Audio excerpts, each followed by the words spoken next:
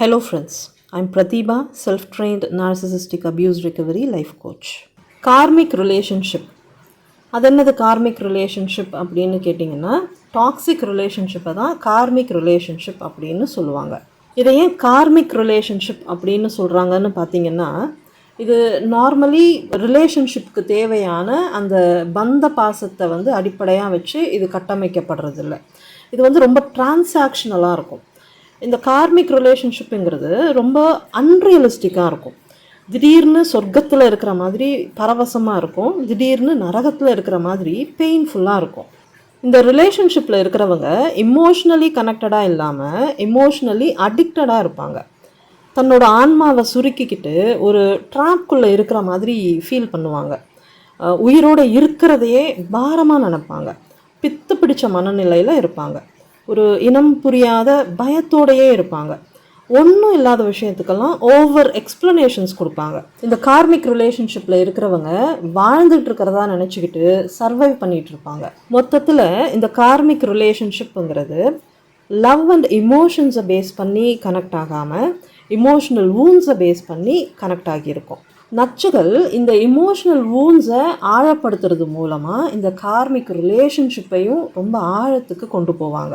இந்த மாதிரி நச்சுகள் கூட நமக்கு உண்டான இந்த கார்மிக் ரிலேஷன்ஷிப்பை எப்படி முடிவுக்கு கொண்டு வர்றது, எப்படி இந்த உறவை உடச்சிக்கிட்டு வெளியே வர்றது, எப்படி இந்த கார்மிக் கான்ட்ராக்டை கேன்சல் பண்ணுறது, இதை பற்றி தான் இந்த பதிவில் நம்ம பார்க்க போகிறோம். சில உறவுகள் நம்மளை பலப்படுத்துறதுக்காக உருவாகாமல் நம்மளை உடைக்கிறதுக்காகவே உருவாகும். இந்த அடிப்படையில் தான் இந்த நார்சிசிஸ்டிக் ரிலேஷன்ஷிப்ஸும் ஃபார்ம் ஆகுது.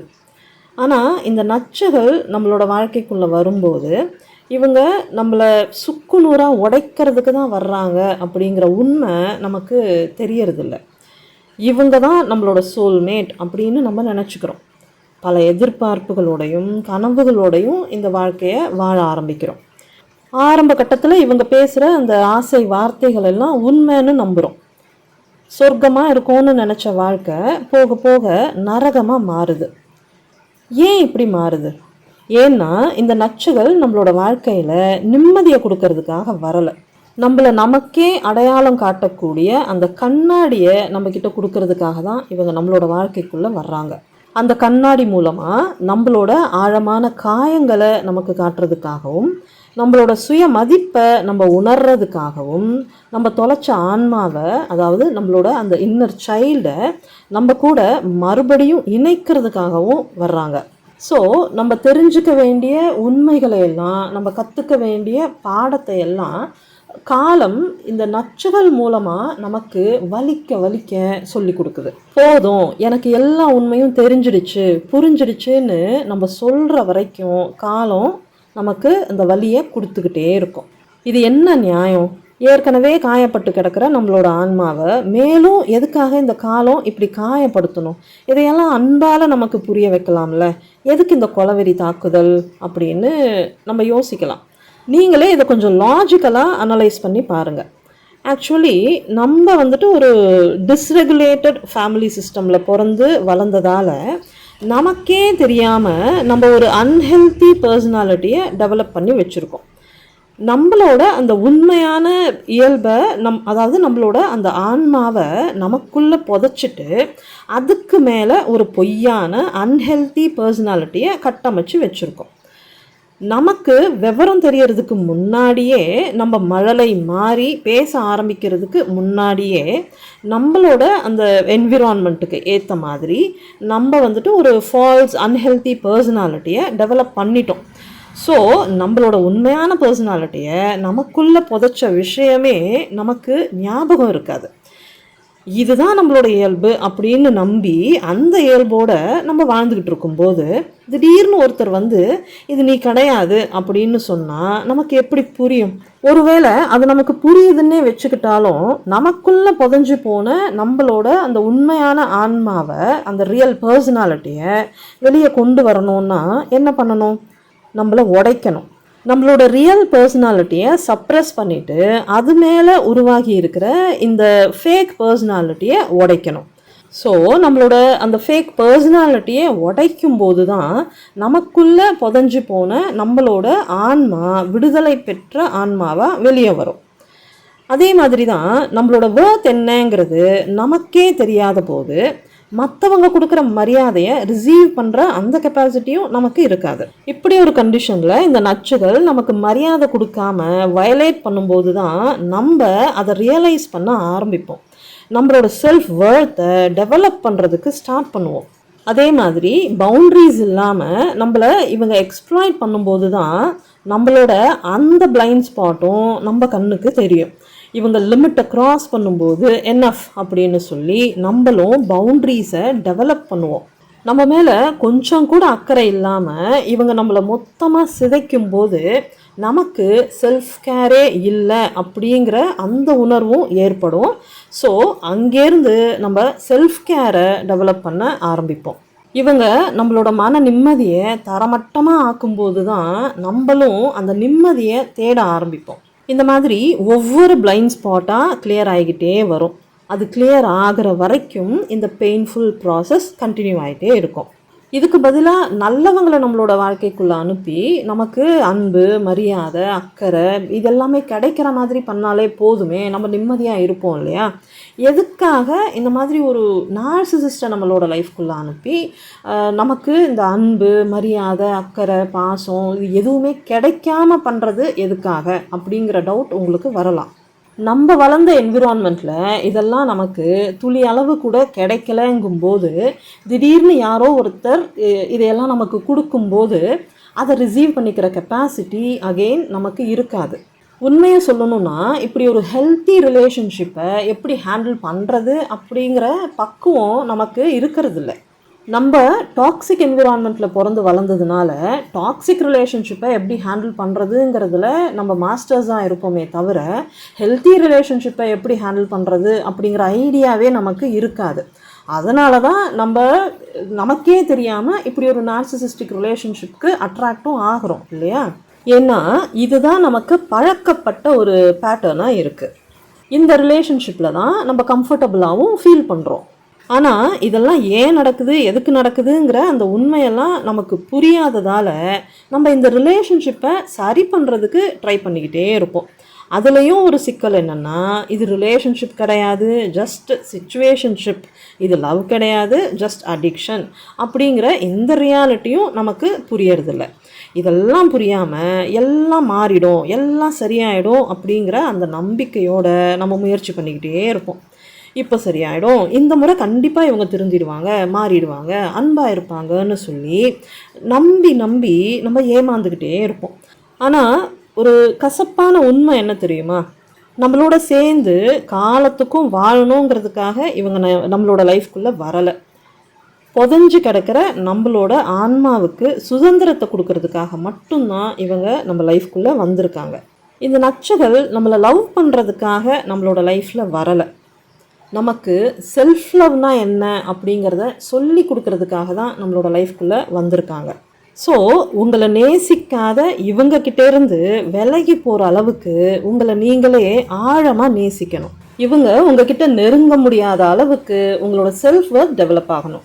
இந்த பாடத்தை நீங்கள் கற்றுக்கிற வரைக்கும் இவங்க மூலமாக காலம் உங்களுக்கு வலிக்க வலிக்க பாடத்தை கற்றுக் கொடுத்துக்கிட்டே இருக்கும். இந்த வழியிலிருந்து நீங்கள் தப்பிக்கணும்னா இந்த நச்சுகள் உங்கள் வாழ்க்கைக்குள்ளே எதுக்கு வந்தாங்களோ அந்த வேலை முடிஞ்சிடுச்சு அப்படிங்கிறத நீங்கள் புரிஞ்சுக்கிட்டு நீங்கள் இந்த உறவுக்கு ஒரு எண்டு கார்டை போடணும்.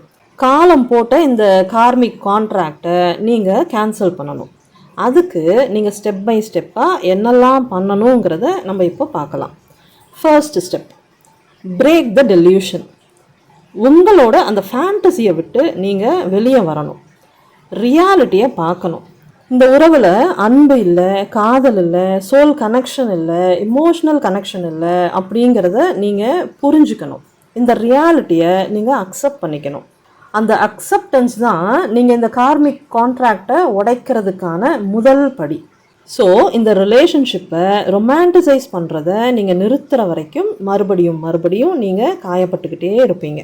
இந்த வழியிலேருந்து தப்பிக்கணும்னா முதல் படியாக இந்த டெல்யூஷனை விட்டு வெளியே வாங்க. Second step, go no contact.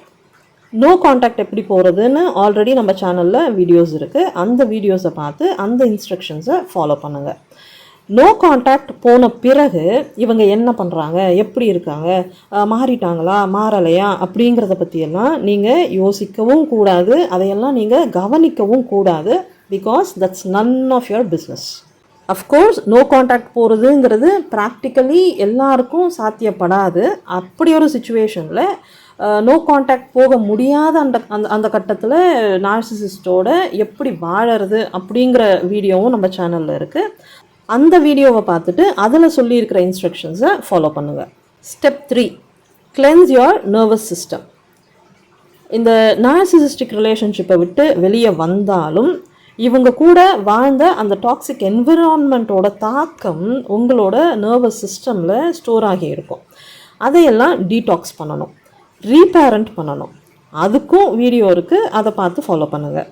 இந்த ப்ராசஸில் உங்களோட இமோஷன்ஸை நீங்கள் கம்ப்ளீட்டாக வேல்யூ பண்ணணும். சோகம் தீர்ந்து போகிற வரைக்கும் அழுத தீக்கணும், டயர்ட்னஸ் தீர்ந்து போகிற வரைக்கும் நிறைய தூங்கணும்.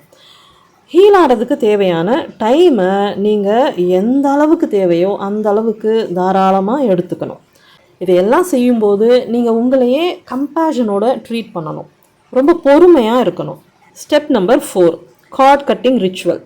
ஒரு ஒயிட் பேப்பர் எடுங்க, அதில் மனசார உணர்ந்து இந்த வாக்கியங்களை எழுதுங்க. இந்த கர்ம உறவுலேருந்து என்னை நானே முழுமையாக விடுவிச்சுக்கிறேன். நான் என்னோடய பாடங்களை முழுமையாக கற்றுக்கிட்டேன்.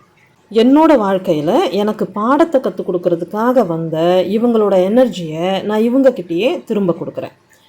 என்னோட எனர்ஜியை நான் முழுமையாக மீட்டெடுக்கிறேன். இதையெல்லாம் எழுதி முடித்ததும் அந்த பேப்பரை எரிச்சிடுங்க. இதை நீங்கள் செய்யும்போது உங்களுக்குள்ளே ஸ்டோர் ஆகி இருக்கிற அந்த டாக்ஸிக் எனர்ஜியெல்லாம் ரிலீஸ் ஆகும். உங்களோட இந்த தெளிவான முடிவை யூனிவர்ஸும் கவனிக்கும், உங்களோட ஹீலிங்க்கு ஹெல்ப் பண்ணும். ஸ்டெப் 5, உங்கள் பெயின் எல்லாத்தையும் பவராக மாற்றுங்க. Writing, art, reading, singing, gardening, இந்த மாதிரி உங்களுக்கு பிடிச்ச விஷயங்களை செய்கிறதுக்கு ஸ்டார்ட் பண்ணுங்கள்.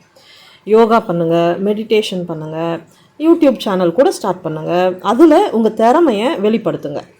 ஃப்ரெண்ட்ஸ் சர்க்கிளை ஃபார்ம் பண்ணுங்கள், ஷைன் பண்ண ஆரம்பிங்க. நீங்கள் எக்ஸ்பீரியன்ஸ் பண்ண இந்த கார்மிக் சஃபரிங் எல்லாத்தையும் சோல் ரெவல்யூஷனாக மாற்றுங்க. Step number 6, replace the pattern with purpose.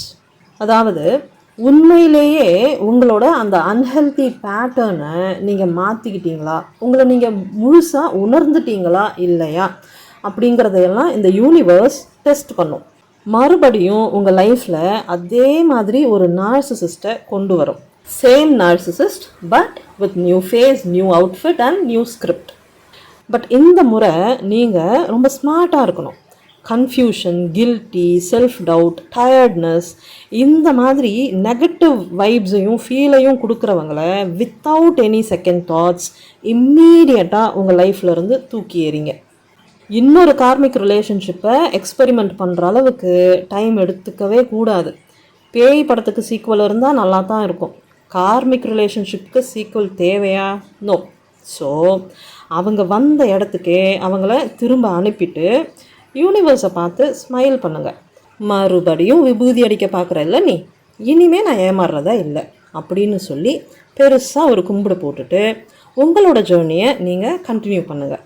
பரவாயில்லையே, உஷாராக இருக்கியேன்னு சொல்லி யூனிவர்ஸும் உங்களோட தெளிவை பார்த்து ரொம்பவே பெருமைப்படும். இப்படியாக காலம் போட்ட அந்த கார்மிக் கான்ட்ராக்டை எரித்து சாம்பலாக்கிட்டு உங்களோட லைஃப்பை ஒரு பியூட்டிஃபுல் ஸ்டோரியாக கண்டினியூ பண்ணுங்கள். நிறைய பேருக்கு இதெல்லாம் நடக்காத காரியமாக தோணலாம். பட் என்கிட்ட செஷன் எடுத்து பல பேர் இந்த கார்மிக் கான்ட்ராக்டை பிரேக் பண்ணிவிட்டு இன்றைக்கி நிம்மதியாக வாழ்ந்துட்டுருக்காங்க. உங்களோட இந்த கார்மிக் ரிலேஷன்ஷிப்பை பிரேக் பண்ணுறதுக்காகவும் இந்த கார்மிக் கான்ட்ராக்டை கேன்சல் பண்ணுறதுக்காகவும் என்கிட்ட பேஜ் செஷன் அட்டன் பண்ணணும்னு நினைக்கிறவங்க ஸ்க்ரீனில் தெரிகிற இந்த வாட்ஸ்அப் நம்பருக்கு மெசேஜ் பண்ணுங்கள். பத்திரமா இருங்க, பாதுகாப்பாக இருங்க, சந்தோஷமாக இருங்க. Bye friends.